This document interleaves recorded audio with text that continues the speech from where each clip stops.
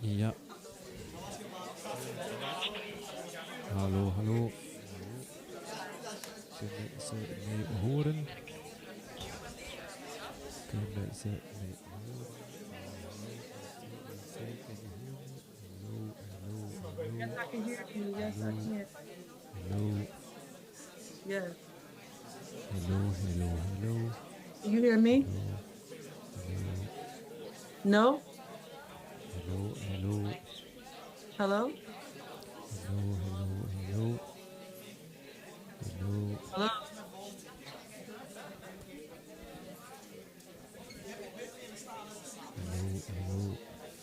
Hello?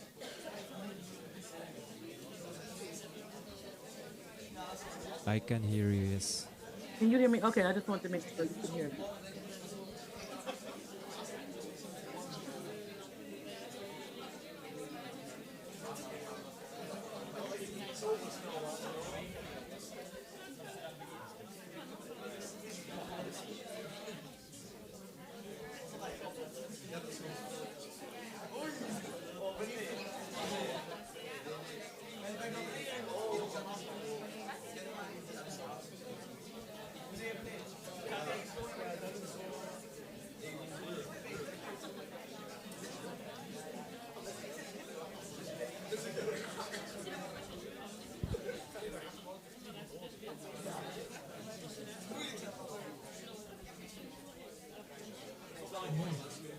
Ja. Goedenavond, AB. Sorry, dat was echt weak. We gaan dat opnieuw doen. Goedenavond, AB. Jee, dat is al veel beter. Mag ik alsjeblieft een zeer groot applaus voor uw host van vanavond. Hier is Sue en Suki. Jee. Goedenavond allemaal. Goedenavond. Hallo. Ik ben Sue en Suki, ik ben jullie host. Ik was ook de stem van daarjuist. Hebben jullie het gehoord? Dat was ik. Hallo, goedenavond, we zijn begonnen. Hallo, welkom. Yes, lieve mensen van de AB, welkom op dit event. Vandaag is het dus, is hiphop still a force for social change? Oh, zijn jullie niet benieuwd naar het antwoord? Zijn jullie niet benieuwd? We gaan alsjeblieft te weten komen. We hebben een heel leuk programma voor jullie vandaag. Zoals jullie weten... Hey, dat is goed. Ja. Zoals jullie weten bestaat hiphop 50 jaar. Dus even een applausje voor hiphop. Yes. Yay. Sommige mensen applaudisseren niet. Meneer, u bent geen fan? Ja, u. U bent geen fan? Ah, het is de man achter u eigenlijk. U bent geen fan? Oh, of course, because I have to do it in English. I forgot. Okay, again. Okay. Everybody, please give it up for your host for tonight. Here is Soon Suki. All right. I'm so sorry, sir. It's great that you reminded me. So, we're here tonight for a night called Is Hip-Hop Still a Force for Social Change? Oh, exciting. We're going to know the answer in just an hour and a half. That's right. Okay, so what I have for you today... okay, guys, you realize I can see you talking. Like, you realize that I can see you. Like, it's not TV. Like, I can see you guys. I heard that you're from like a school group. From where? From where? Arendonk. Well, where is this? No, where's Arendonk for you? Near Turnhout. Okay, and you're in Brussels just for this, or? A school trip. Experience things. That's the secret of life, my friend. Are you the teacher? Yes. Oh. We are. You three, you're the teachers, and you chose this event for the students, or? Yeah. We have this and we have karaoke. Okay. We will see which event will be more enlightening. We will see. All right. Yes, indeed. Welcome, students for Arendonk. Are there people from Brussels in the house? All right. Okay. Represent. Are there people from Antwerp in the house? But. Are there people from Ghent? Okay, one person. We appreciate you. People from Amsterdam.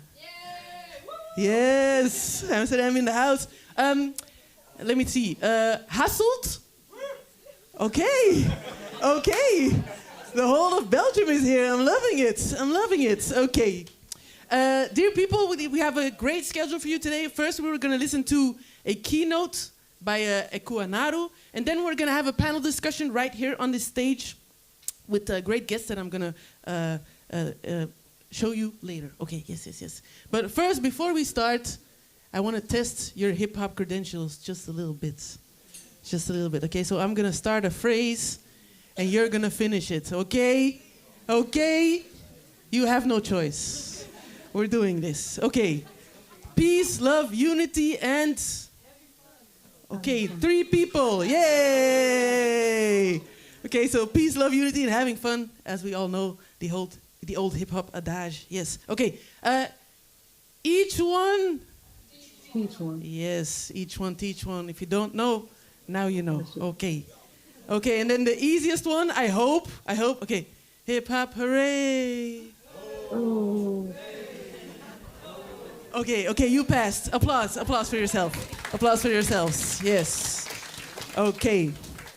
Great. So, let's go to our first guest. She will be joining us via Zoom, so on the big screen here. Yes. Oh, hey, she's already there. Let me first introduce you. So this is KULeuven, musician, producer, poet, and activist. And she started, amongst the many things she does, she started a project called The Keepers, which is documenting the huge but forgotten contribution of women in hip-hop. Akua, can you hear me? Yes, I can. Can you hear me? I can hear you. Okay. Ladies and gentlemen and all other people, please give it up for KULeuven. Yes. Akua, take it away. Yes, thank you for this lovely introduction. You know, you had asked the crowd the questions like hip hop, hooray, ho. I answered them all correctly, so I guess I must know what I'm talking about. Thank you all for having me. And I guess I'm gonna just get into it for the sake of time. So firstly, I just want to foreground what I'm talking about when we talk about hip hop. I think we're all clear on hip hop's importance as a cultural force. I mean, just this conversation being transmitted from one continent to another across time and space, you know, hip hop has afforded us this opportunity. And that's just an example of what we're talking about. But in terms of that cultural force, we know this, that hip hop is a cultural force, and the statistics support everything that we already know about hip hop's reign, right? So according to BuzzAngle's 2018 annual report, hip hop accounted for basically 25% of all music consumption in the United States. This was important because it surpassed all other genres. So rock, R&B, jazz, right? Also in 2018, the digital streaming service Spotify, which I'm sure y'all all know, right, confirmed hip hop as the most listened to music in the world. And I just want to give you some, because this is a foregrounding, so I just want to give you some stats so that we can contextualize what we're talking about. So according to Spotify, for example, that hip hop was the most listened to genre globally. And this is more than 400 million users around the world have streamed hip hop music in 2023 up to this date. So far, and in 2023 to date, the top 10 markets for hip hop streams on Spotify are number one, the US, Mexico, Brazil, Germany, France, the UK, Spain, India, Canada, and Italy. And of course, you know that Spotify is the number one streaming service for music. Around the globe, there are 53 million user-generated Spotify curated playlists that mention hip hop or rap in the title of the playlist, and over 2 billion playlists that contain at least one hip hop song. Important to know also is that for the past 3 years, almost half of Spotify's top 50 most streamed artists globally have been hip hop or rap artists. Now, this is a long way for an art form that began with extremely poor expectations in the South Bronx in the early 70s. Until now, hip hop has been recognized with the highest intellectual and academic accolades. For example, Kendrick Lamar's 2018 Pulitzer Prize win. Queen Latifah also in 2018 was awarded Harvard's prestigious Du Bois Medal for her contributions in advancements within Black culture. And in that same year, we saw Missy Elliott receive an honorary doctorate at Berklee College of Music, and becomes the first woman hip hop artist inducted into the Songwriters Hall of Fame. These are just a few of the many examples of what we mean when we talk about hip hop as a cultural force. And as succinctly stated by Brooklyn wordsmith, the only Christopher that we acknowledge, Christopher Wallace, AKA Biggie Smalls, or some of y'all might know as the notorious B.I.G., who taught us that hip hop, what he said, whoever thought that hip hop would take it this far? Now I'm in the limelight because I rhyme tight, time to get paid, blow up like the World Trade. Hey. Whoever thought that hip hop would take it this far? When we think about Biggie's question, hip hop, a multi-generational community, which turned 50 this year. It is a global and omnipresent cultural powerhouse. Its power to galvanize folks has been leveraged for a range of purposes, from product consumption and marketing campaigns to electoral politics. But this y'all already know, right? If you ask any serious music producer, the sonic imprint of this music has even changed what the average ear expects, so much so that even genres that are seemingly unrelated to rap music on the surface are produced, mixed, and mastered following the hip hop aesthetic. All genres, country, rock, metal, whatever. Hip hop has changed everything. Everything, from politics to entrepreneurship to fashion and self-expression to activism and ways of thinking and identifying and being. Yes, my people, hip hop is really that lit. Period. Understanding. The study and understanding then of the cultures offers us insight into global communities of individuals who've been formed and express their identities through this genre. Sorry, I'm having some technical difficulties. It also tells us a lot about where we are, who we are, then and now. Yet to date, even after 50 years, exclamation point, what we know about hip hop, who we celebrate and to what extent, who gets amplified and elevated, who is framed and named and claimed as architect and foreparent within the genre, even our celebrated most, best rapper lists, like, the top 50 greatest rappers, top lyricists, people will ask you, who's your top 5? Our understanding of the genre's history, our creation myths have centered male artists while pushing women artists and our contributions to the periphery in many cases. And unfortunately, to the extent of complete and total erasure. What most of us believe or have been taught is only part of the story. And also the story is so lopsided that much of what we think we know, even how we talk about what we know, locks out an entire creative source, a vast pool of contributors. And I'm talking about Black women and girls. So the real question is, how can we talk about hip hop if we're not talking about Black women? I'm gonna take a second because I want you all to really ponder my question. All right, I'm back. How can we talk about hip hop if we're not talking about Black women? What does it mean to look at hip hop honestly?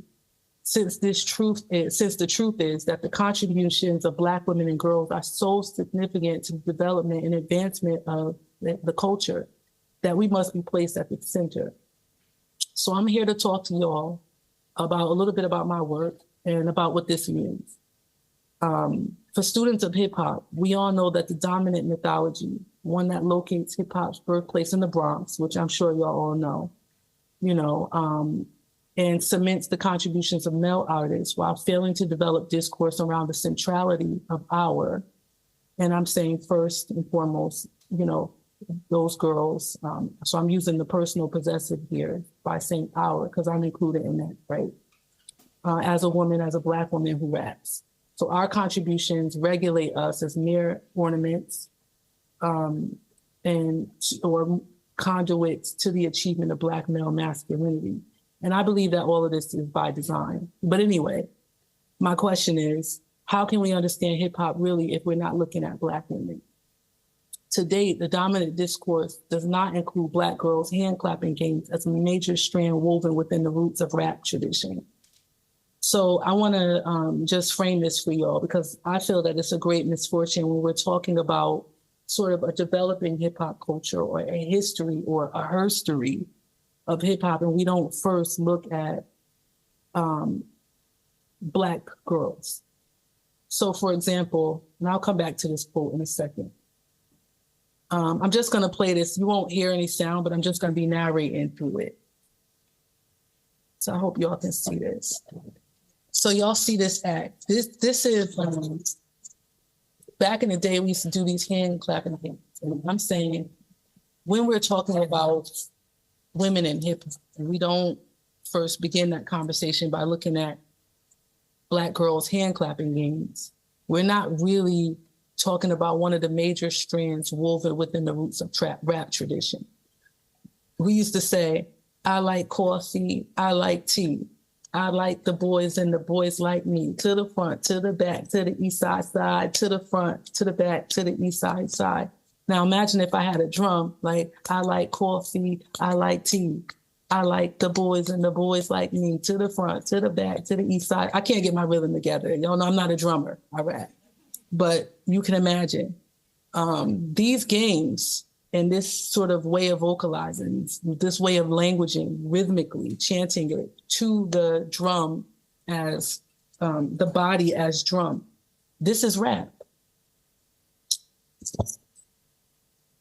Here are gone. I want to just let y'all see the rest of this clip. It's just a few more seconds. I grew up playing these games. And you find this pretty much all over Black culture, right? Like I've had friends in West Africa tell me their version of this. I've had friends across the Caribbean tell me their version of this. I'm trying to advance my Sorry.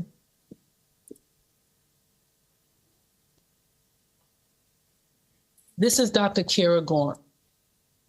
She's a professor who wrote this brilliant book that I want to recommend to anyone who wants to think seriously about hip hop, called The Games That Black Girls Play.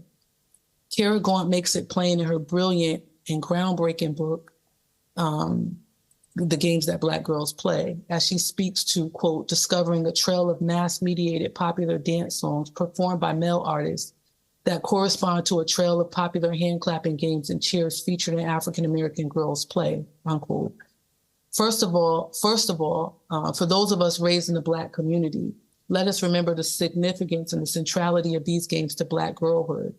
Our hand-clapping traditions of Black girl province, a lived experience drenched in folklore, rhymes, stories, rhythms, percussions of this body, despite slight variations, remain consistent and intact across space and time, from Chicago to New York to Jamaica to LA, Georgia.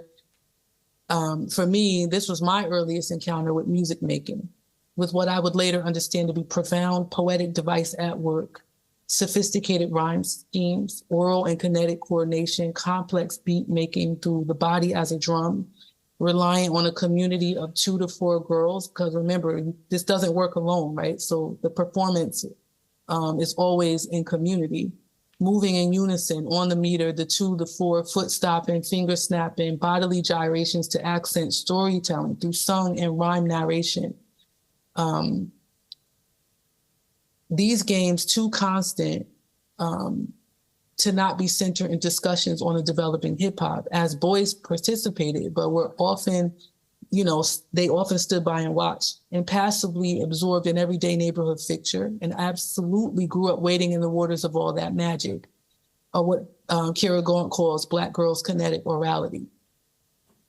Kara Grant makes it clear that evidence of the various levels and directions of transmissions, quote, constitute a dialectic of popular production facilitated by kinetic orality that exists between the games Black girls play and hit songs by male performers, from rhythm and blues in the late 1950s to rap and hip hop and beyond.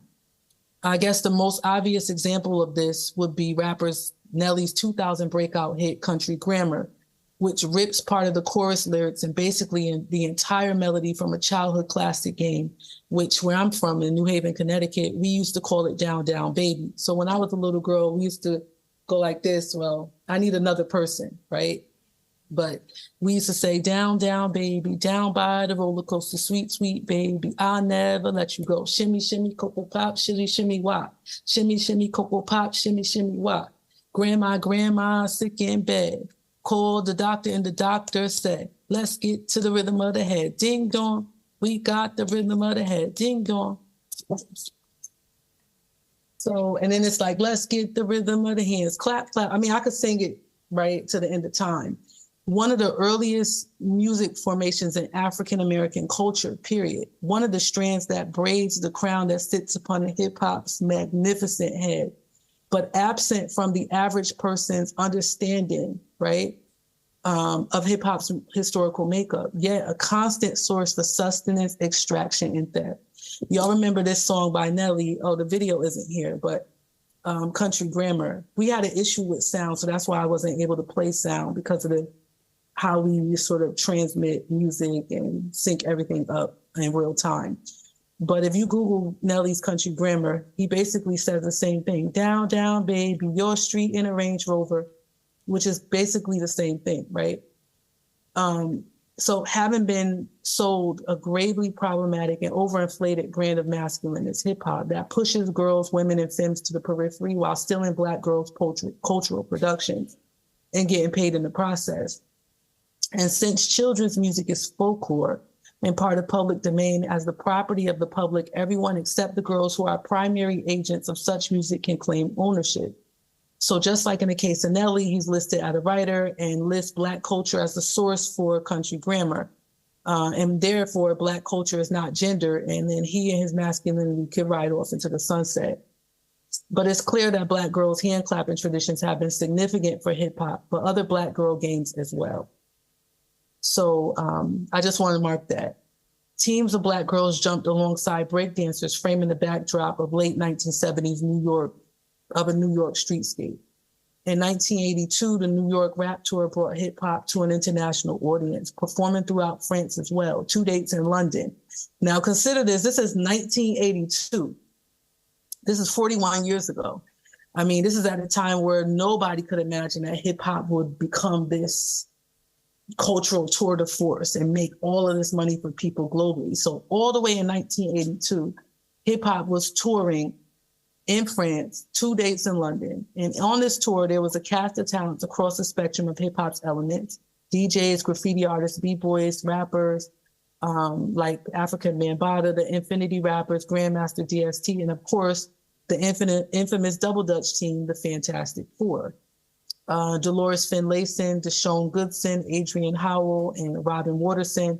They were called the Fantastic Four, and they were part of a network of Black girls who assembled themselves in teams and competed in Double Dutch as sport across New York City from the late 80s. By the time of the New York rap tour, they had already been featured in a 1981 commercial for McDonald's, which I have right here. I want to show you all.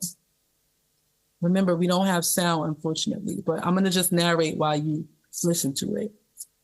So while you see it. So as they play Double Dutch, just like as we, jump Double Dutch, we would rap, I mean, we weren't thinking about it as we were rappers, but the actual practice and performance of rap is exactly what we were doing. So they, among other Black girls, could be found performing in nightclubs as true hip hop expressions, just as and alongside breakers, poppers, and lockers. So much so that KRS-One named Double Dutch as an element of the culture, alongside graffiti writing, MCing, DJing, and breakdancing.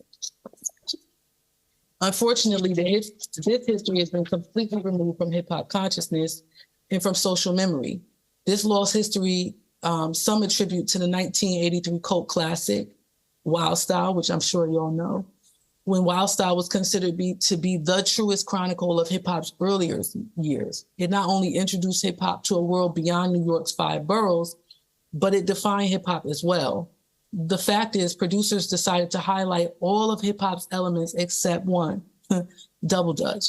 And as hip-hop grew increasingly global and commercial, the Fantastic Four, like countless other Black girl Double Dutch teams, dissolved from hip-hop's memory. Interestingly enough, in a Vice article from 2015 on Double Dutch's lost hip-hop history, hip-hop pioneer and co-producer of Wild Style, Fab Five Freddy, tries to make sense of his role in this. He recalls, quote, "Arguably, if the idea to incorporate these girls doing Double Dutch had hit me when we were making Wild Style, it might have been further put in the context of hip-hop. Who knows," end quote. In other words, understanding the power of film to define in general and Wild Style's cult influence in particular, he recognizes that by not including these girls basically instigates Double Dutch's erasure. And just some side tea, Wild Style was and is assumed by many to be a documentary when in fact it was not. These artists, as authentic and talented as they were casted and they had scripts. So these glaring omissions of Black women's contributions to the larger historical narrative operate to amplify men's achievements while erasing women and girls and their significance, or in the significance of their investments. The single creation story that's popularly upheld and left unchallenged is not only dishonest, but it's very dangerous. By design, it systematizes hostility towards women rappers and circumscribes their expressions within the limits of corporate manufactured scripts, which emphasize certain types of femininity and masculinity as well. It justifies the disregard for our contributions, our creativity, our humanity, and applauds our invisibility. For us, women who rap, we can't even focus on the art. We're forced to offer explanations as to why, when, and where we enter among the community and industry that renders our cultural production substandard to those of our male counterparts. Interesting, Grammy-nominated rapper Rhapsody, she underscores this very point. So she was in conversation with rap scholar Eric Nielsen, and she says, quote, "Even if we release good music, women are treated like we don't belong among the community of rappers and are relegated to a less than equal femc subcategory, where we are then expected to perform with and or compete against other women," end quote. All this in the industry that, all this in an industry that an idea that there can only be one woman for decades on the hip hop Iron Throne, and then profits from women fighting each other for that space. We know it well from how much investment lies in beef, right? I mean, we put Nicki and Cardi against each other. And yesterday it was Foxy and Kim. And then before that, it was Roxanne Shante and MC Black, right? I just want to give you a few other stats. In the late 80s and early 90s, there were more than 40 women rappers signed to major record labels. And in the year 2010, there were only 3. So with the success of a number of women rap artists in the late 90s and in the year 2000, like y'all know, Lauryn Hill, Foxy Brown, Lil' Kim, the Recording Academy noticed and created a Best Female Rap Solo Performance category at the Grammys. And then 2 years later, the category was eliminated, with Grammy reps saying it was because there was a significant decline in women artists available to compete for the award. Within a year of that decision, BET and VH1 also followed suit with similar arguments and dropped their female categories from their award shows as well. It's well documented that the music industry has not evolved with regards to gender and race-based inclusion. In 2017, the Annenberg Inclusion Initiative reported that of U.S. recording artists, 83.2% were men and only 16.8% were women. And this is of all genres, right? In the case of hip hop, the statistics looked even more grim. Throughout the entire history of Billboard's Hot 100, solo female rappers have fronted #1 singles only a few times.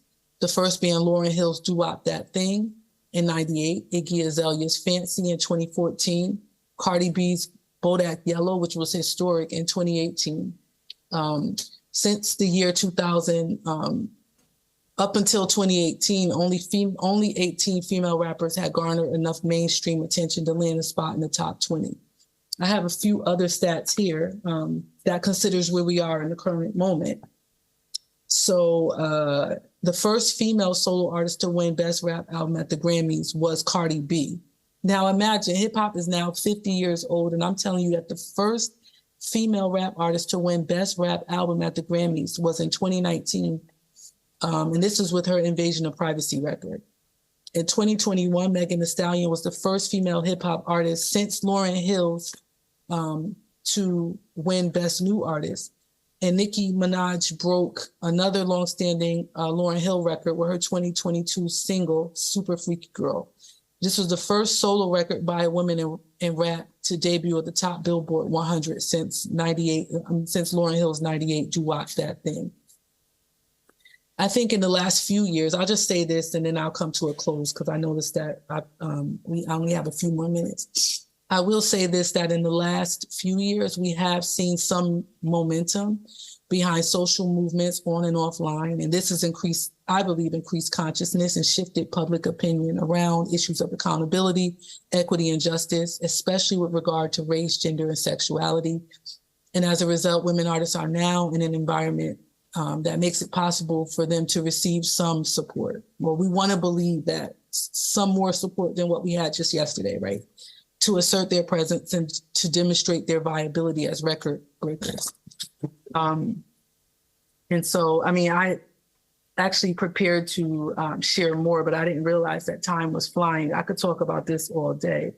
So, but I see that I've almost come to 30 minutes. I guess, Janet Jackson said, time flies when you're having fun. I could talk about hip hop to the end of time. And I love it. But in any case, I'll just say this really quickly. Part of the work that I'm doing is to sort of correct the record. So my work and why I'm so passionate and to have this conversation and to share with you all as we've been invited into this conversation about hip hop and activism and what does it mean for us within the hip hop community to consider our relationship to activism now through this genre. And part of the work that I'm doing on my activism is not only as a woman who raps, because I'm an MC, and I think I rap very well, and I've been doing it my whole life, but I'm also leading an effort to document the works of women and girls throughout 50 years of hip hop music and culture. And this is a labor of love, and it's taken much more time than we imagined. So I've been doing this for the past 5 years, and I would like to think that this archive that we're building is going to be made available to the public in the next 2 years, so that we won't have to have these conversations. My hope is that we won't have to have these conversations around how little support women artists get, or how little we know about the real contributions and the significance of those contributions to a developing hip hop and music and culture. We could present an archive, we could present a resource to the public, and then folks can educate themselves on our contributions. And thus, as women artists in the genre, we won't be treated as trespassers in the houses our mothers built. So I'll just end it on that note. And I want to thank you all for giving me the opportunity to speak and to some extent to correct the record. Thank you.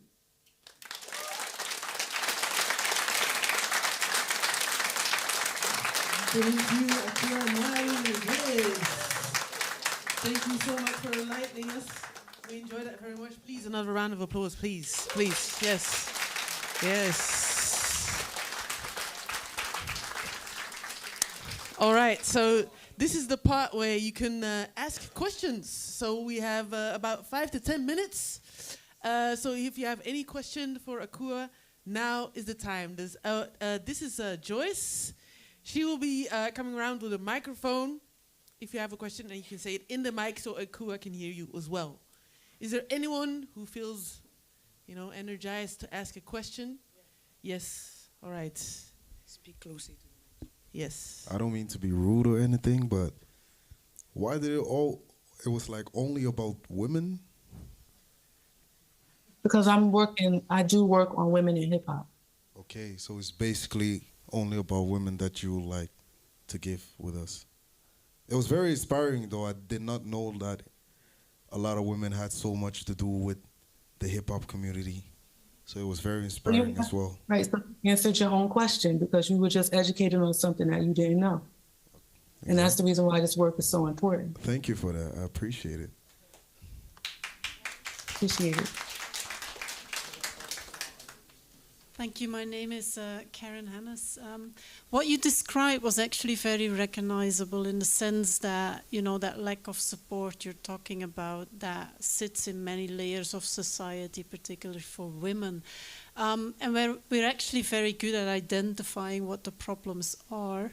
And I wondered, could I have your opinion on what you think is required to sort of fill in that gap? What sort of support should be given in the assumption that many of the boys rappers actually already get it without necessarily seeing the difference? So what would your advice be? Where would we have to, scale up in terms of support? Well, my hope is that we would dismantle white supremacist, imperialist, capitalist patriarchy. Yes, speak on it. But I think that we need to, firstly, there are many things that we need to do. That's such a loaded question, and we could probably sit down over drinks and talk to the end of time about what those answers look like. Like, I'm going to think about this, and tonight be like, oh, there's another thing that we should consider. I think, looking to women artists, being educated on our contributions and not seeing us as just guests in the houses that our mothers built, but like, we are here, like we created this, like we have every right to be here. I would like to see more support for these artists to tell diverse stories, right? And so that they are able to be human in the genre. I think our brothers need to show up for us and to support us. I think audiences need to come through and be very intentional about supporting these artists. But yeah, I mean, the root of this is patriarchy, right? So. Okay, thanks so much. We have time for That's just my short answer to that very loaded and pregnant question. We have time for 2 more questions, so I'm going to give... Yes, 2 more questions. Hi, thank you so much for that really wonderful and important talk. I had a question about colorism. So something that I think a lot of people talk about now is, of course, what you've highlighted, like the invisibility of Black female rappers and Black women in hip hop, but also thinking about which women do become visible within these spaces. So people talk a lot about, especially now with the rise of Ice Spice, Nicki Minaj, Megan Thee Stallion, these are light-skinned Black women, and also the sorts of themes that are accessible or become popularized within Black female rap, often related to sexual themes or hypersexuality. So I wanted to see if you could, and not to say that that's a problem, right? Like, I think it's good that these women are getting attention. I don't think it's like wrong to rap about any of these topics, but I was wondering if you could talk about perhaps the intersection of colorism and sexuality and how that plays into which sorts of female artists become visible or popularized, and do you think that this is something that can be combated to increase the visibility of darker skinned rappers, and also just the visibility of other sorts of themes within popular discourse? That was loaded, but thank you. Yeah, I'm gonna try to take some piece of that and see how I can answer it. I think I kind of hinted at that just a second ago when I was saying, like, we need to support like women artists to be human, right? And to tell diverse stories. And I think you're right. Like, not to say that you can't, be sexual, right? But it is interesting. Like, we do need to raise questions as to who is selected to speak, right? Who has the microphone? Why are they, why is there a certain aesthetic that's privileged over others? And then when we are given these deals, why is it that the scripts are so limited? Those are very important questions. And me, my team, like, we're talking about this all the time because that's very real. Why is it that we're not looking at darker skinned women with more African phenotype? Why are we not looking at artists who are talking about, just what it means to, wake up and drink coffee in the morning? It's almost, and that's the thing, like right now, like there's a lot of celebration around the fact that I would say in the last 3 years or 4 years, there's been like this boom of where you see like all of these, it's almost like in the last 6 months, even there have been like every week, there are these new women rap artists, right? But there's a certain sort of narrative that you're seeing. So there's no diversity in those stories, and also in the aesthetic, and also in the conversation that are generated and circulated online. I think you raised some very important questions, and I don't know necessarily if I can answer them in this moment so quickly, right, under the time constraints. But I will say that these are areas of concern and areas of inquiry. And I think a lot of folks, especially on my team, like we're thinking about, how to sort of engage folks into the larger conversations as to what these issues mean, and how dangerous they are for people like us on the ground. Great. All right. Last question. Very quick. What's the best platform to follow your work? Google. Okay, thanks. Google. Spotify is the #1 streaming platform in the world, so maybe you could check me out there. Okay, we have time more importantly, I just want to say, but more importantly than the music really is the work, because I see my music as an extension. It's a way to liberate, right? And it's a way to be active, and like that's my weapon. But but doing the work to support women artists, doing the work to understand the conversations within sort of the canon of women in rap, that's, in my opinion, even more important than listening to my music. Just we have time for one small question. Yes, go ahead. Who's currently your most favorite female artists? That's hard. You mean like in what? In hip hop. Like, the thing is, what I was talking to somebody last week, because they were like, your top 5 rappers. And I was like, yo, we're talking about 50 years. It's hard. Like, you mean in what period? Like in the 90s and the 2000s? Like right now? I would say right now.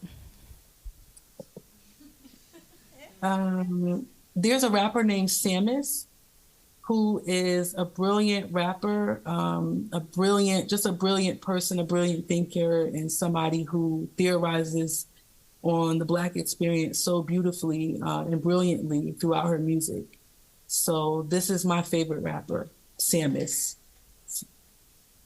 Okay, thank you. All right, we're gonna wrap up the Q&A, but not before, thanking you, Akua. Thank you for these. I learned more in these last 30 minutes than I did in my whole school career, so thank you so much.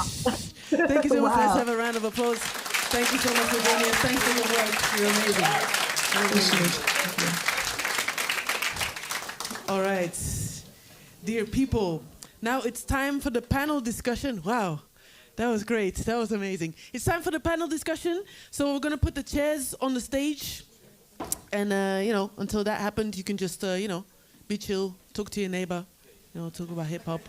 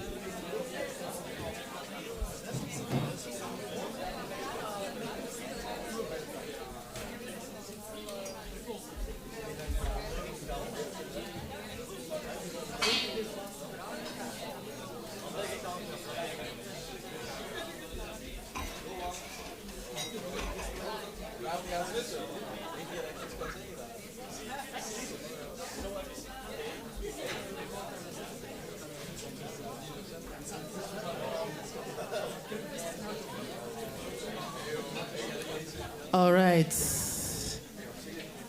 Dear people, we're going to start the panel discussion.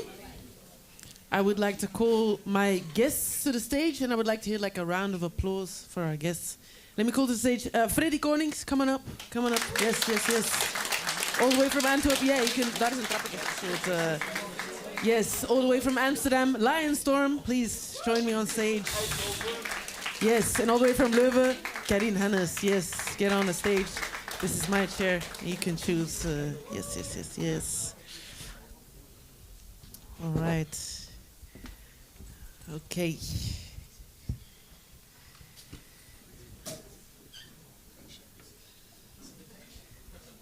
Okay.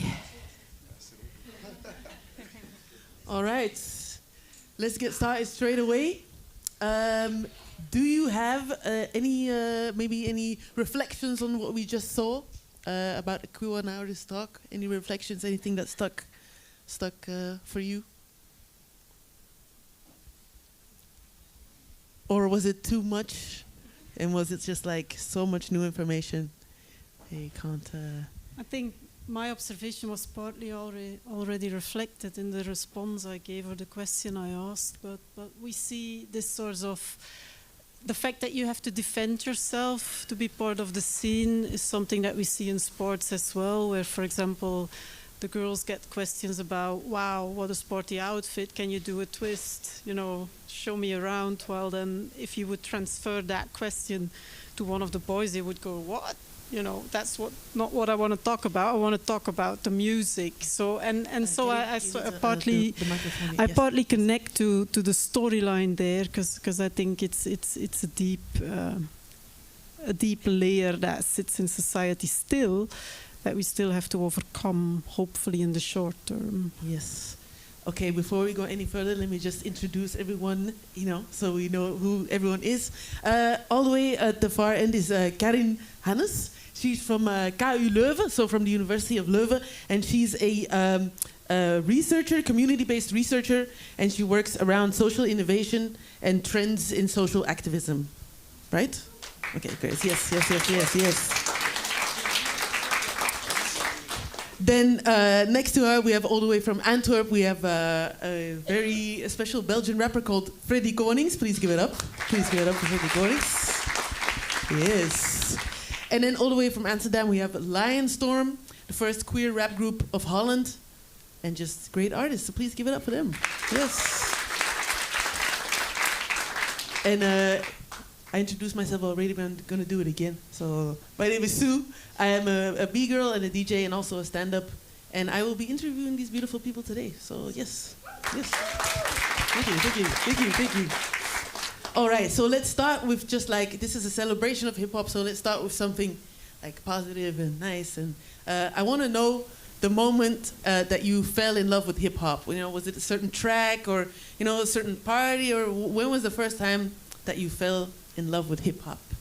Yes. Go ahead, Star.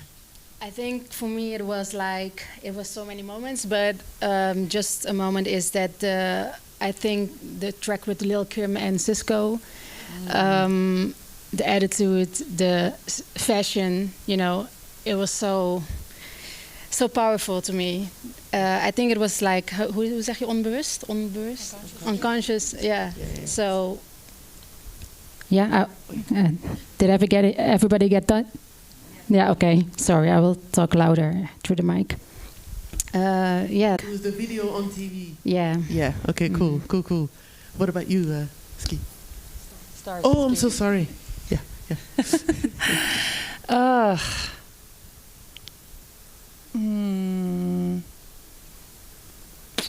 It's so hard. Probably Lil Kim Hardcore, was it right? Mm-hmm.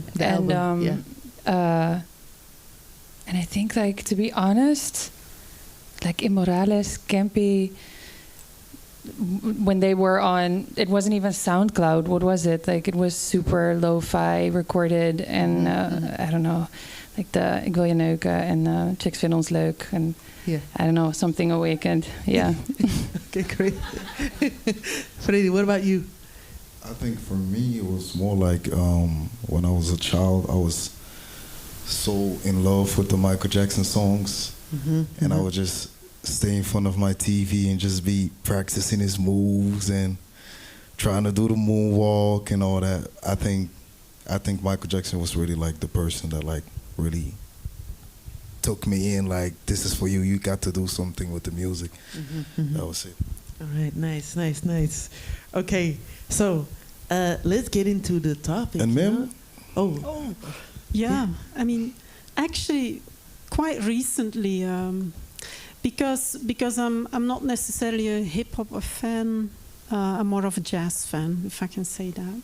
They're related. But a couple of years ago, I was working on a topic on health inequalities, and I found a paper in this top medical journal that is full of stats and jargon and numbers, and it's just absolutely boring to read. And one of these articles featured a video, actually with a hip hop song, explaining to us what these inequalities were about. And I thought, like, wow, this is the first time actually I see an art piece being featured in a journal and directly in one of the top journals. And so it really made me wonder about what is the potential of this to be used in research. And since then, I'm working a lot with youngsters, you know, for example, helping them to think through how they want to develop their own neighborhood. And since that article, I actually offer rap and hip hop as an option for them to express themselves. And it works brilliantly. It works much better than putting them in front of a mic or, having interviews or focus group discussions with them. It feels like the medium through which many people can actually express themselves poetically. And so that's where I became a fan of the music itself as well. That's great. We love that. All right. So let's talk about activism in hip-hop. When you hear activism in hip-hop, what does that mean to you? Is it something that you do yourself? Something that you look for? Like, what does activism in hip-hop look like for you, Freddy?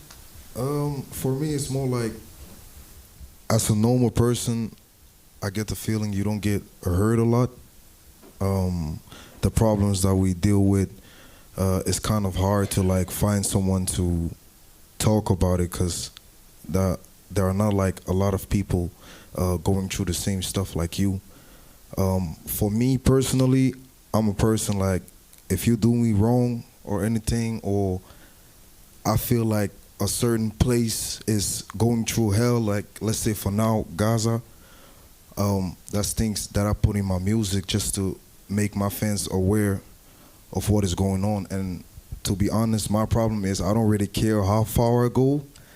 I've had like legal situations where people brought me in front of a judge for putting their name in songs and all that, so I can go pretty far with it. I just love the fact that people listen to me and I can make people aware of the bad that happens in the world. Mm-hmm.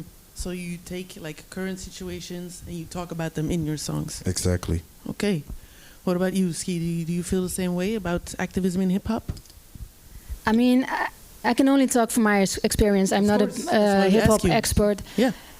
What we just missed is a voice, like a queer voice in hip hop, and more the beeldtaal, the imagery that we grew up with, like for example Campy, Atje. It was all men, you know, and we just missed that females could be as powerful and rap about sex and whatever, and also being queer. So yeah, I guess that is the activism in our work. Mm-hmm. Campy and Atje are two of the biggest rappers from Holland, right? Yeah. Was there anywhere else where you would see this imagery outside of hip hop?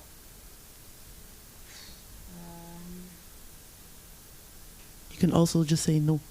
I'm just thinking, no. Mm-hmm. No. Mm-hmm, mm-hmm. No. What about you, Star? How do you feel about this question? What's the question? The question is, like, how do you see activism in hip hop? And Freddie said that he takes current events and puts them in his lyrics. Oh, right, yeah. I mean, hip hop comes from activism. I think a lot of genres, though, are born from activism. But one thing, first of all, one thing I noticed is that hip hop seems to keep having to explain why it has bestaansrecht, like why it should exist. Mm-hmm, mm-hmm. And I feel like the question, whether it's still activist, it's a question that gets asked a lot, and I don't really hear that question about rock or metal, which is something I notice when I think that also was born out of idealism, I think.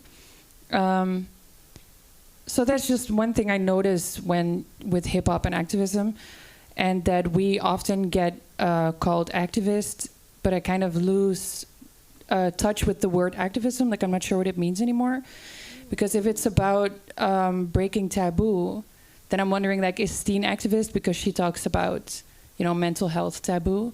So is she activist? Like, but most artists, most people that make art are trying to push a certain limit or taboo or make a new story visible. So I kind of lose touch, like, where does activism start and where does a personal story stop? Yeah. Mm-hmm, mm-hmm. I think activism, what we mean here is like, you try to bring about social change, but then indeed, like, social change, like, how do we measure this? Like, it's not like a set thing. But also, like, does your motivation have to be activist? Because I think as an artist, usually your motivation is very personal. So if you're thinking, I miss a story that sounds or looks like mine, and then you create that, and you are creating space for other people like you while you're doing that. So are you an activist then? Mm-hmm. Mm-hmm. You know what I mean? Yeah. I don't know. Do you feel like, as an artist, that you have a responsibility to do this? Is there like a must? Like, once you start becoming an artist, do you have a responsibility to think about these things, or no? No. Go ahead. 'Cause, like, not everyone is making music for the same reason. You have people making music to rap about all the type of designer shoes and all the hoes they've been smashing and so on and so on and so on. And that's also nice. That's like also nice, because those are the songs that eventually hit the charts.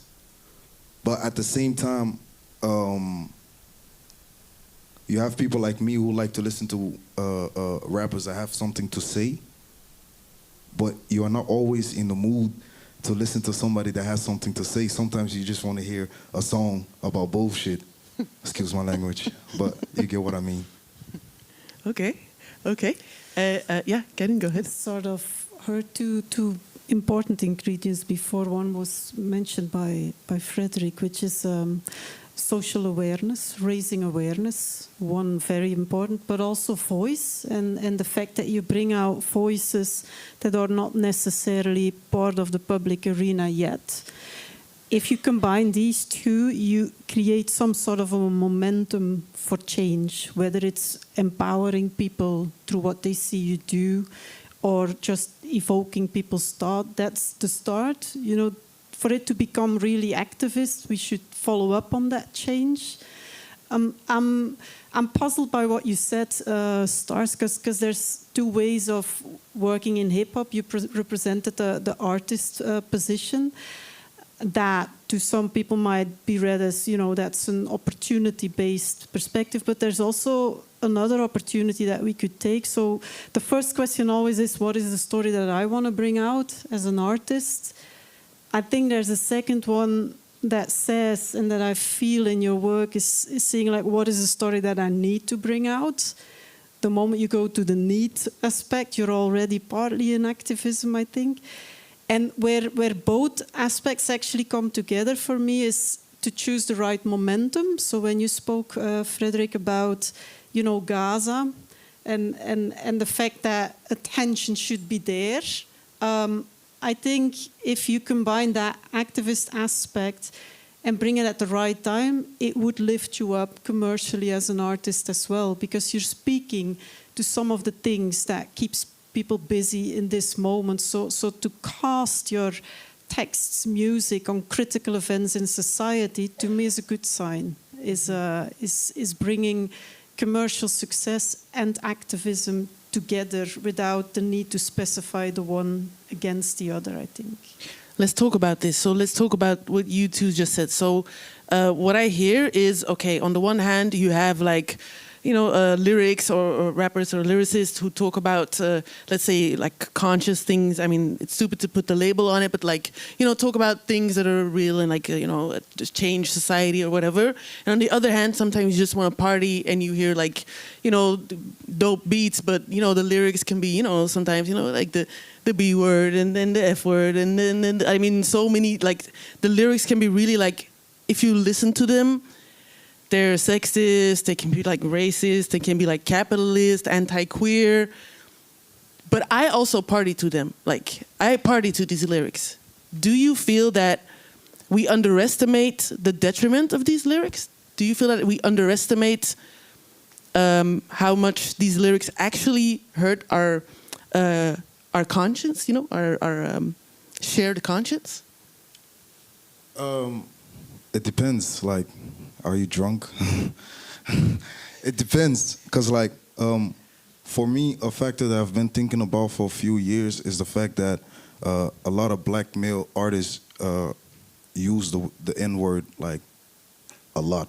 Freely, yes. But at the same time, we don't like it when a white person calls us the word. And I've been trying to like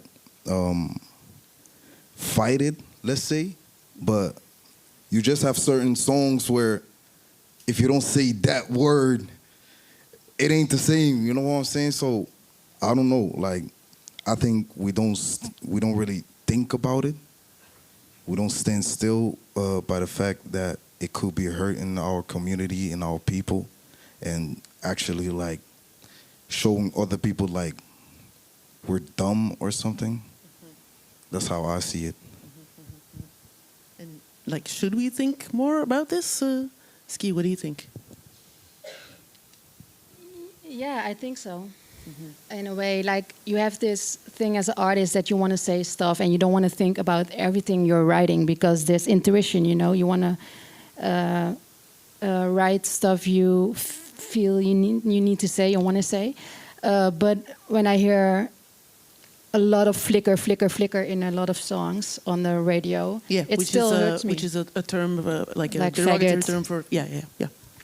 it does hurt. Like, so, yeah, I wish we would say that less in songs. Or I think, you know, you give the example that you can say that word. Like, for example, with the N-word, if a lot of rappers use that, and then yeah, it's still. It's hard. I understand what you are trying to say, but it depends on who is saying it, I think. Yeah. Yeah. Do you want to say something? Star, what do you think? Do you think the party music can also hurt us? What's in music can hurt us? No, the party music with like the sexist, racist, queerphobic lyrics. You think they can hurt us? I think all discriminating words, and if it's art or words or speech or a politician or an ad somewhere, yes, of course it hurts. It can hurt. It can hurt the people that it's about, and it can also make people that kind of tend towards that opinion feel more comfortable in their opinion. Like, I think if there's a lot of like racist artists that are openly racist, then a lot of people will feel more comfortable being openly racist. So yeah, I think that works for all discriminating. Yeah, sure. But I don't know if it's underestimated, because I think the people who say it, you know, they probably mean it. Like, why would you make fun of queer or black people or women if that's not how you feel? They probably feel that way. So I don't think they underestimate it. I just think they feel comfortable in it. You know. Yeah. All right. Thank you for that answer. Karen, you have anything to add? Yeah, I was thinking, the moment you become a vested artist or even an early career artist, you enter the public sphere. You have a choice to become an example for many youngsters, or you have a choice to harm through the sort of language that you use. We as academics have the same choice. You know, I know how to manipulate people with images. So I can put my skills to the bad use and say, like, I'll give all this to the commercial sector, get paid for it, and then they know what to do to draw people in. Or I can say, I teach my children how to read images to protect them from the influence from advertisement that does not give them benefits. The same counts for an artist, I think. There's no such thing as entering a public arena and then not taking up a responsibility, a collective responsibility. If you don't, then that's a choice, but I don't think it's the right one. Okay. Just a small other question about this topic. Are there any artists that you stopped listening to because of lyrics that that hurt you? I remember for me, when I was in my teens, and also English was, it's my second language only, so I would not always understand all these lyrics so well. And then I grew up, and then I listened to the same songs again, and I was like, oh, I kind of feel uncomfortable with the way this man is talking about, raping women, and then it's so painful, because this might sound kind of cynical, but it's painful because I like the beat, Like, I want to listen to this beat because it's dope. Like, I want to dance to it. But what, sorry? Huh? Yeah, exactly. Buju Banton and many other. Dr. Dre, there's so many examples of, like, dope beats, and then the lyrics are so scary that I don't feel comfortable listening to them anymore. Have you had this with certain artists that you can remember at all? R. Kelly, out of my head. Yeah. I used to like his music, though. Yeah. A lot, but like after hearing those crimes, I was like, Yeah, you can't listen to him anymore. Yeah. Same. What about you, Star? Any artists that you don't? So Buju Banton. I mean, we've played his music at our shows as like a way of getting back. Like, the thing he would hate the most is us, like, vulgarly dancing together to his music, like boom bye bye, and then like twerking together, like. Yeah. Up on each other. Yeah, that would fuck him up. I know a lot of queer people that do that deliberately, like, he would hate this, I'm going to do it, Yeah. There's a lot of queer parties that play Buju Banton for that reason. Yeah, just to fuck him back. But, yeah, that's weird. Amazing. Yeah. All right. What about you? Chris Brown. Chris Brown, yeah. Yeah, but yeah, he's still on the radio. It's hard. You can only do what you feel like. Yeah. You know. There's only so much you can avoid. Also, like if they're everywhere, you know, these artists, then it's hard to avoid them sometimes. Yeah. All right. I have some statements for you all, and I would like you to reply with like true or false, or preferably a longer answer. Okay. So first statement. Hip-hop has turned into a tool of the exploitative system it once defied. Okay, let me repeat this. So hip-hop has turned into a tool of the exploitative system it once defied. Let's talk about it. True or false? Who wants to go first? Kun je die vraag niet zo even in Nederlands stellen? Yes. Dus hip-hop is deel geworden, of meer een facilitator geworden van het systeem, het uitbuitende systeem. Nee, ik ga het anders zeggen. Hip-hop is ooit begonnen als een uitdaging en een invraagstelling van het bestaande systeem. Namelijk kapitalisme, white supremacy, seksisme, al dat. Nu, we zijn 50 jaar later, hip-hop is eigenlijk iets geworden dat het systeem krachtiger maakt. Dat bevestigt. Exactly. True. True. Yes? Oh, that's grim. Huh? That's grim. So you're quick to say true, Freddie. What's up? Tell us what's up. I think because now, like, the amount of money that you can make, if you be that tool, I think a lot of people just... I think when you hear on the internet a lot of artists sold their soul, I think that's what they're talking about. I think if you take if you want to sell a shoe, probably you will book some B-girls or B-boys, whatever, to sell the shoe, to use hip-hop and sell it. So in that way, I only can think about that. Like, so hip-hop, what you're saying is hip-hop is like the actual people of hip-hop, like rappers or B-girls and B-boys, are used to sell stuff, basically.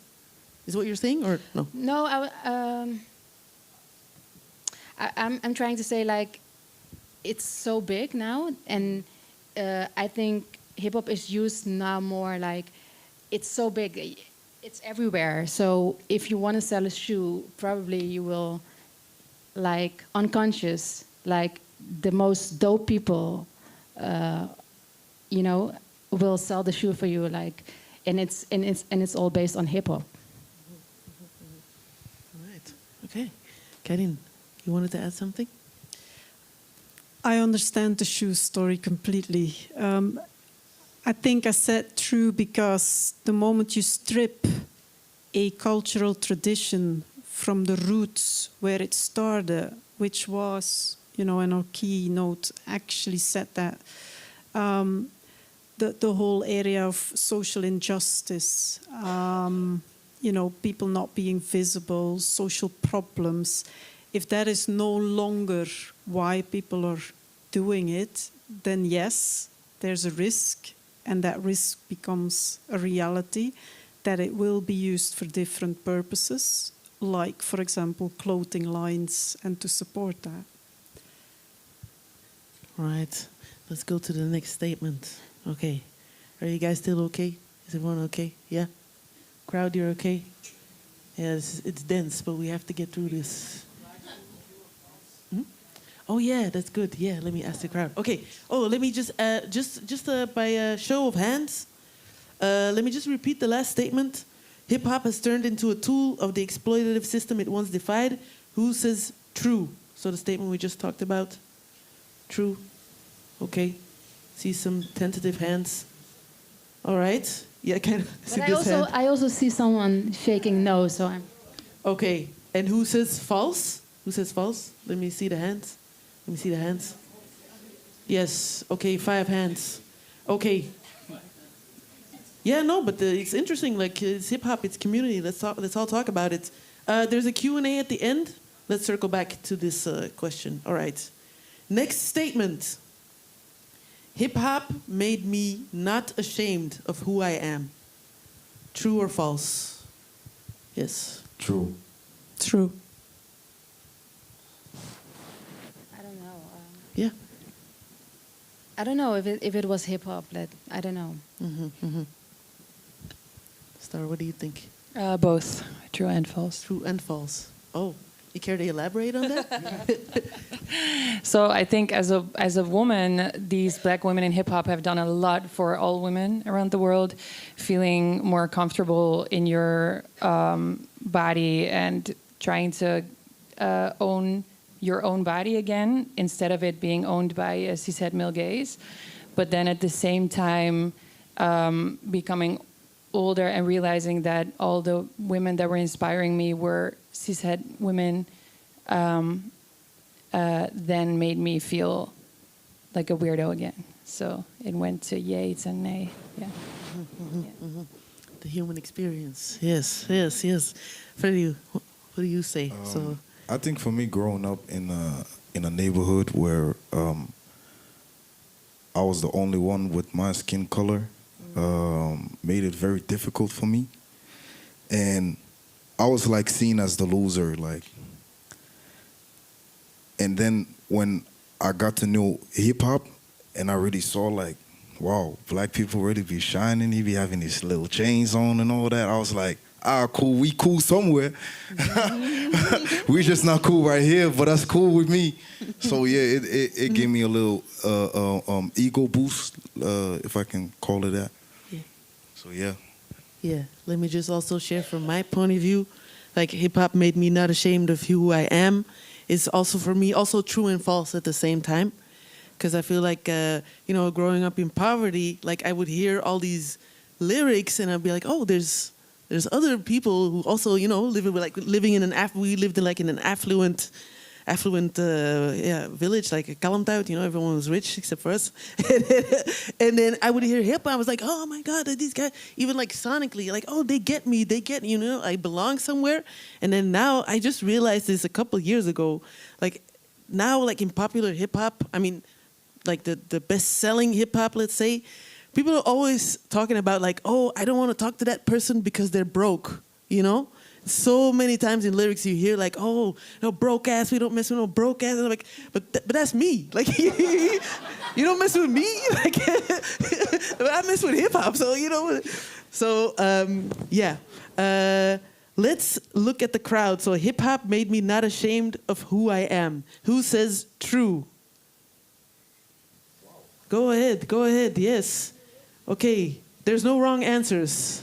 There's only dialogue. Okay. Yes. Okay, 6 people. All right. Hip hop made me not ashamed of who I am. False. Okay, and people who don't want to answer, raise your hand.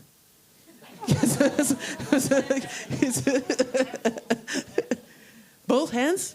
Okay. Oh yeah. Who says true and false? Oh my God.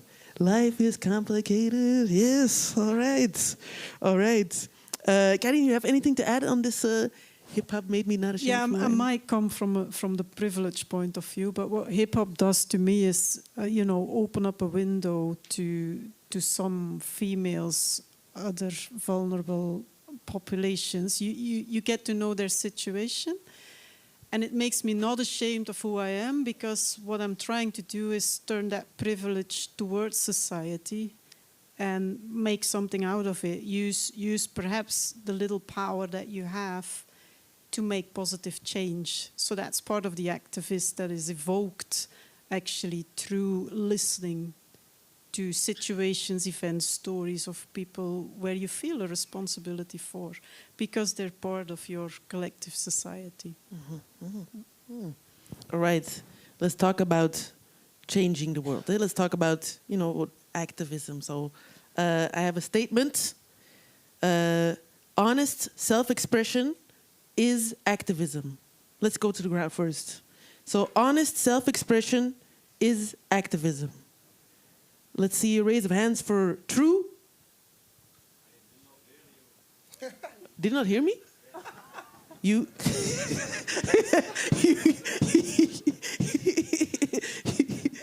Okay, let me just repeat. Honest self-expression is activism. Dus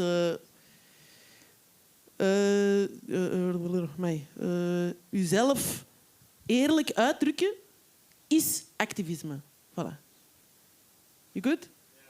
Okay, good. All right. Let's show of hands for true. Show of hands for true. Okay. Show of hands for false. Okay. Well, okay, let's talk about this. Okay, exciting. Honest self-expression is activism. Star, what do you think? That's what I was saying before. Yeah. That was my whole thing. Yeah. I don't know. Yeah.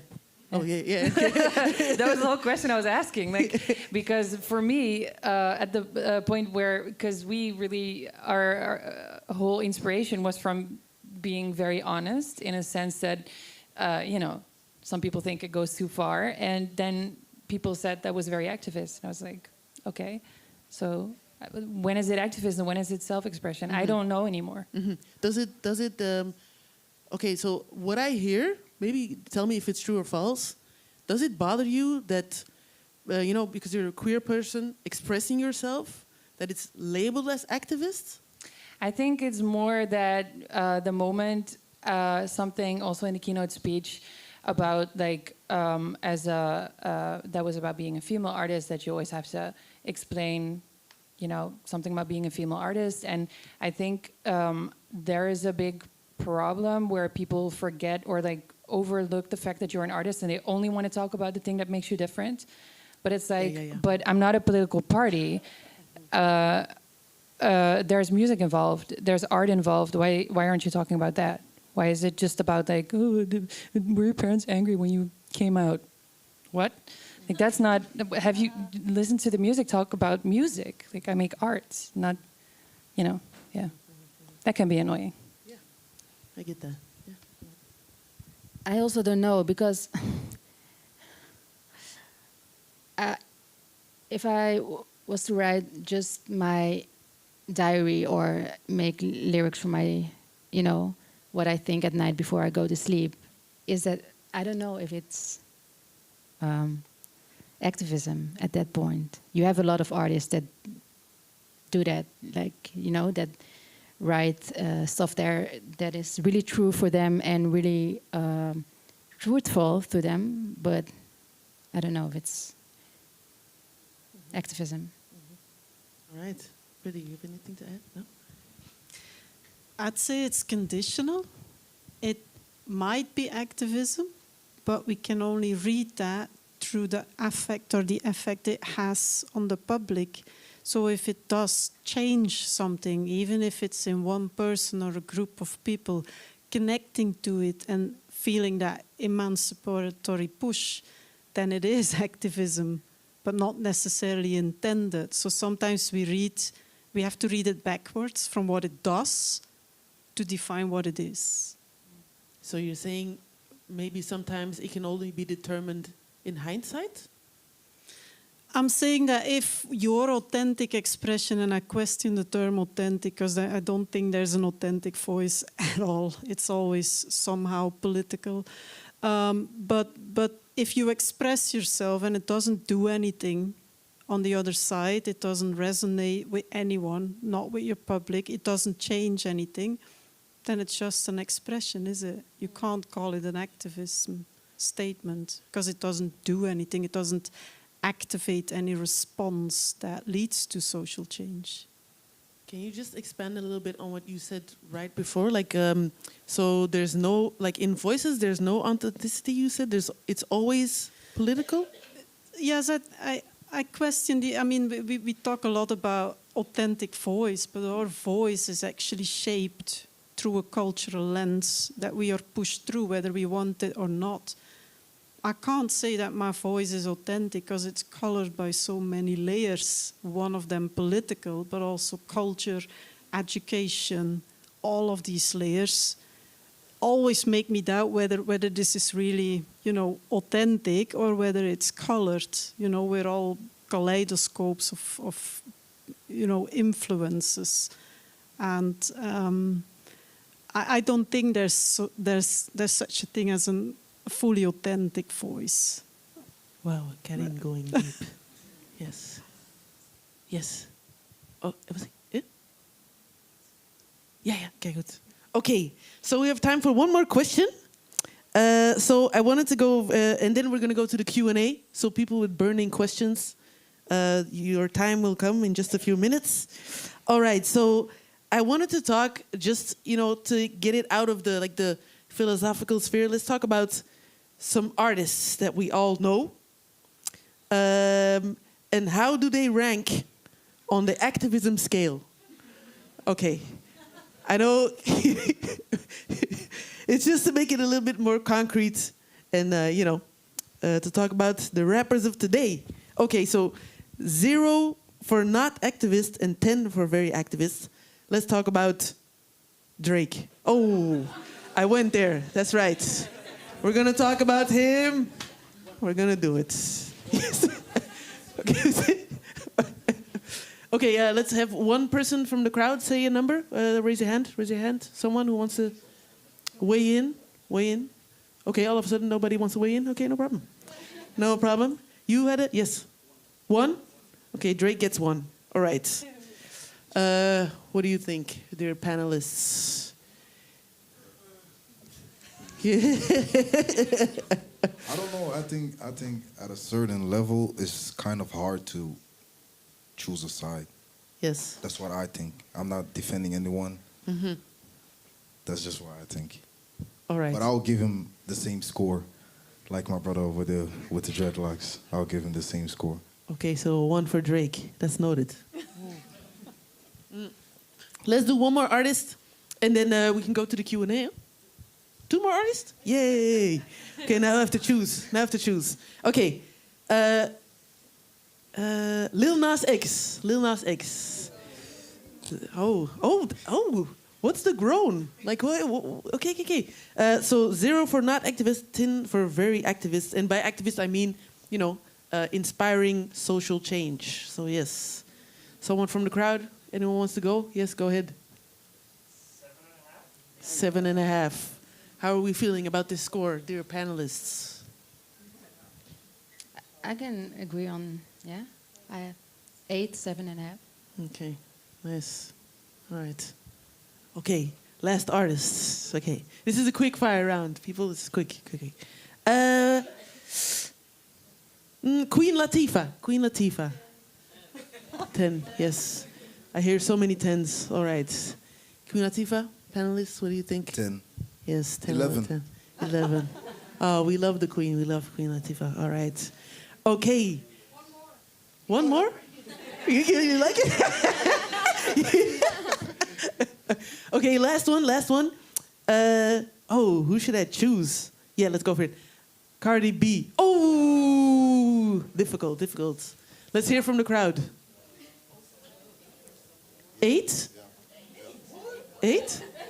10. 6. We're talking Cardi B, bro. Bro.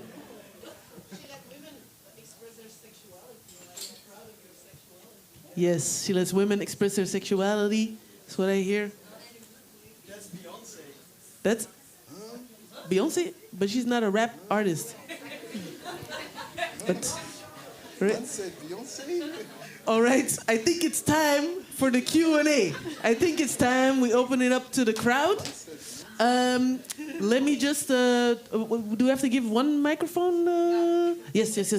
Can I? Oh, thank you so much, Ski. Yes.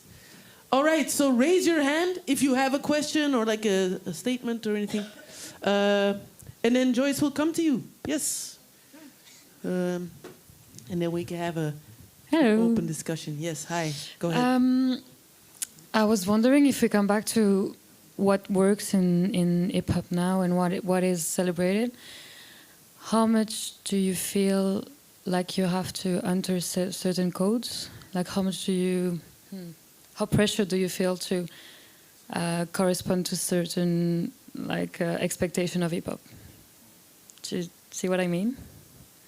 Not really. In what you talk about, we talk about female artists in hip hop. For example, sexuality. How much do you feel like you're influenced by what works in hip hop now, and how much do you allow yourself to express what's important for you against those big expectation of hip hop?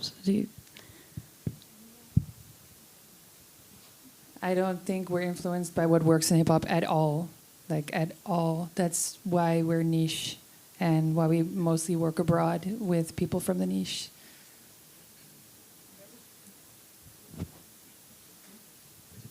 All right. Freddie, you have anything to say? Yeah, go ahead.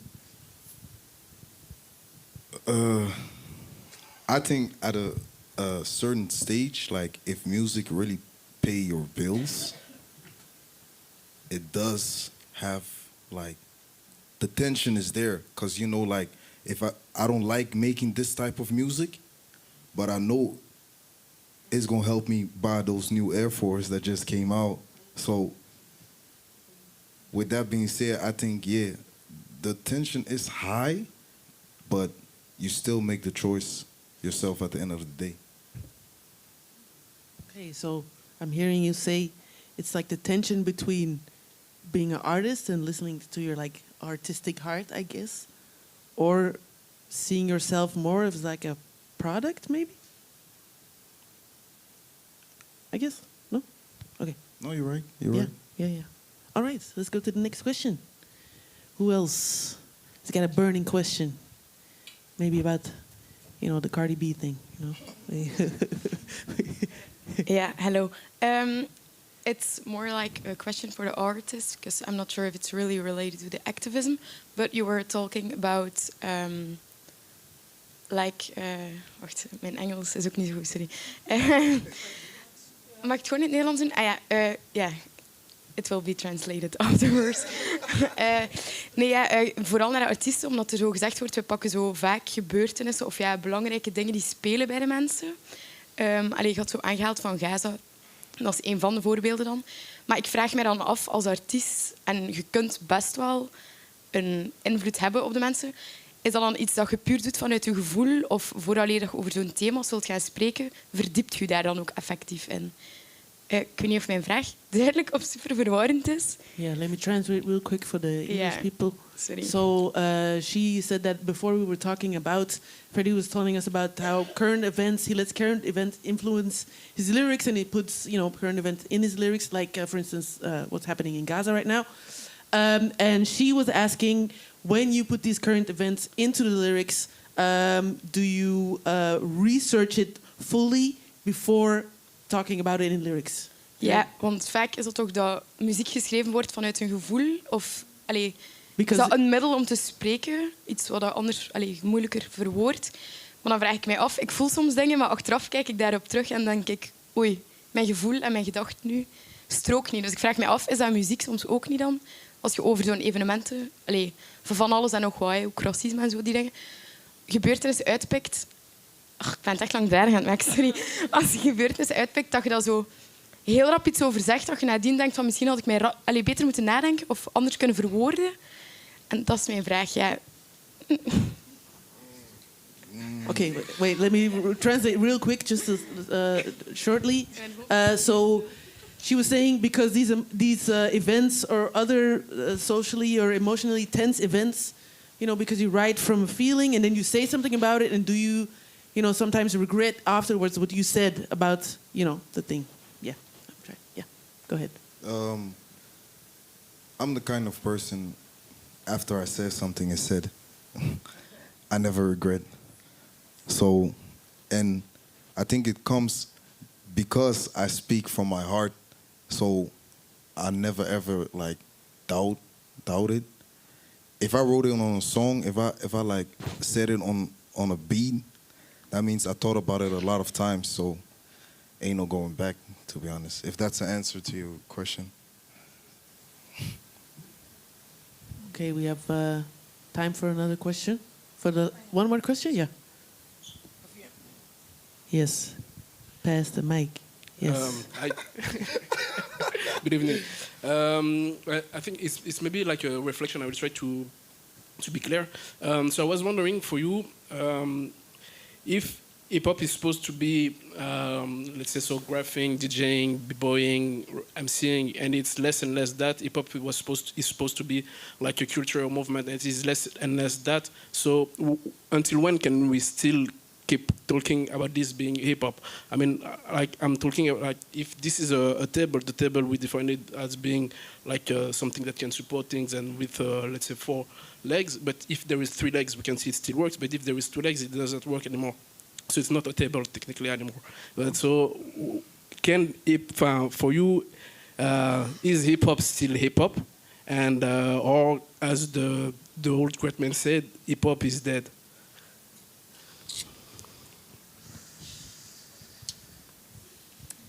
That's a big ass question, bro. But I know what you're saying, but at the same time, I feel like there are certain people, certain artists that are still doing what hip hop is about, and then you have other people that are doing what they think hip hop is about. At the end of the day, it's a big ass question. Yeah, can I just add? I also want to add something because you talked about the 4 elements. That is something that I've noticed in this celebrations about 50 years of hip hop, is that it's very music focused. It's very much about MCing. Yeah, about rappers basically, about MCing. But the other elements, the DJing, the graffiti, the breaking, aren't as celebrated, in the mainstream, I would say. And I feel like these other elements, because they're kind of niche, and to be honest, there's not a lot of money to be made, which is also, I think, like an important thing. These other elements remain today like more true, whatever that means, to like the first form of it, whereas rap or MCing has been uplifted into the capitalist system and has been, highlighted as this is what we should listen to. So I also feel it's a money thing to me. Yeah.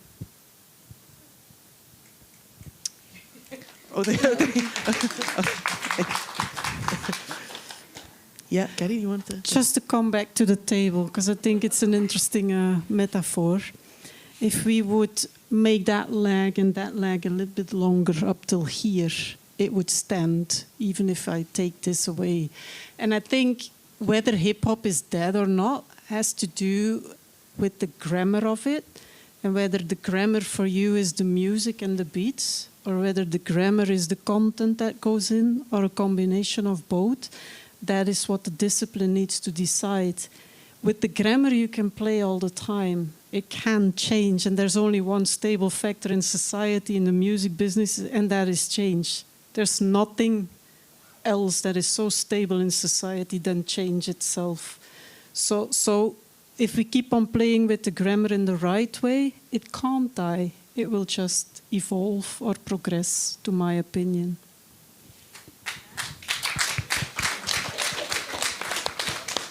All right, dear people, beautiful people, thank you so much for being here today. We have to wrap it up. Of course, we're not keeping you from, discussing this more at length, with the people around you. Let's all keep talking about hip-hop. Let's all keep listening to hip-hop. And let's keep, doing the do. Okay, can I get just a round of applause for my guests today? First, we had Aku Anaru. Please give it up for Aku Anaru. Yes. Then we had Karin Hannes, Freddy Konings, Ski and Star, Lionstorm. My name is Soon Suki. See you next year. All right.